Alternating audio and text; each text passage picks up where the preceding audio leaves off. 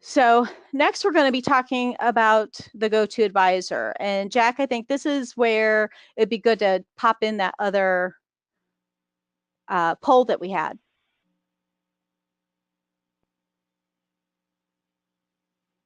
Hello? Is anybody out there? There you go. Okay, I was starting to get worried. Would you describe yourself as a people person? Would you describe yourself as a people person? So go ahead and jump on and vote. Everyone's vote counts. And Crystal, we're at 4:22 Central Time. Just FYI. We're almost there. All right. Let's close the poll. Thank you guys for being quick. Let's share this out. So, Crystal, 86% of the folks think they are people persons. Well, that's awesome. Well, they're in the right place. They are. So, being the go-to advisor is really about being a go-to person. And let me pop this back up here. Are you a go-to person? One of the things that you really have to get into your head is that you can't just keep coming at people and giving them information about financial planning, about insurance, about this is it. That's all you talk to them about, and that's all that you show that you have interest in. You need to be a go-to person. How can you help them otherwise? Are you referring out to them? Look for those opportunities to help them. Are they looking for a job? Meet with them to find out about what it is they're trying to do so that you can be in a position and authentically say, well, you know what, if I hear of anything, I'll let you know, or I'll introduce you. So be a go-to person, not just the go-to advisor, because if you're the go-to person and you're regularly engaging with these people, when they do have that situation, you will become the go-to advisor, but you have to be a go-to person first. So in order to do that on LinkedIn, it comes in terms of engaging on LinkedIn. And this is where the newsfeed, the status updates come into play. Engage with their status updates. So comment, like, and share. If you only do one of these, comment on the status updates from your prospects, the people you see as leads, or centers of influence to them. So it's almost the same as a share in terms of going out to your network. People see you commented on and they'll see the whole thing. It's just as valuable as that. But you get greater visibility than a share because you're visible not only to the person's network who you commented on, but anybody else who commented on that, you're also visible to their network. And so your visibility is far, far greater when you comment on somebody else's update. It's faster and easier than a share. You don't have to do research. You don't have to find content.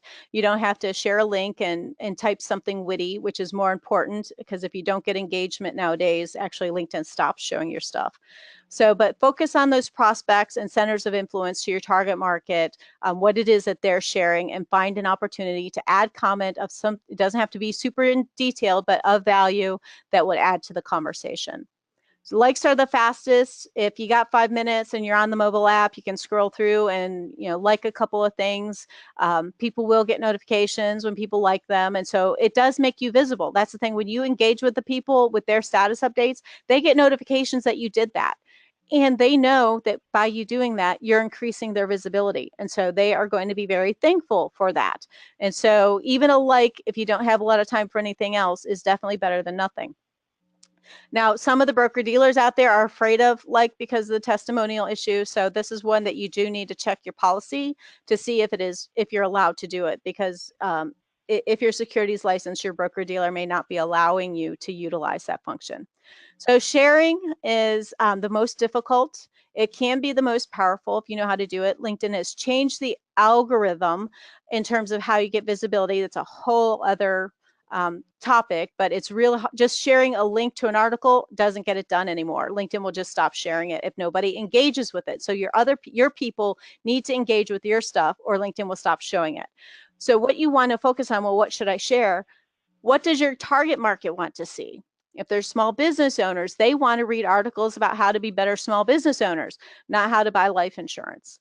If they're senior executives at a company, they probably want to learn or read stuff from like Harvard Business Review on leadership and how to be better executives and managers within their company.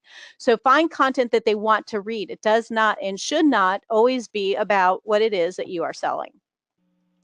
Original content lead magnets are ideal, but you can pull a lot of great content straight from the media. And if you happen to be working with a broker dealer or your insurance company may be providing content for you, you can use that too, but be very careful of how salesy it might be.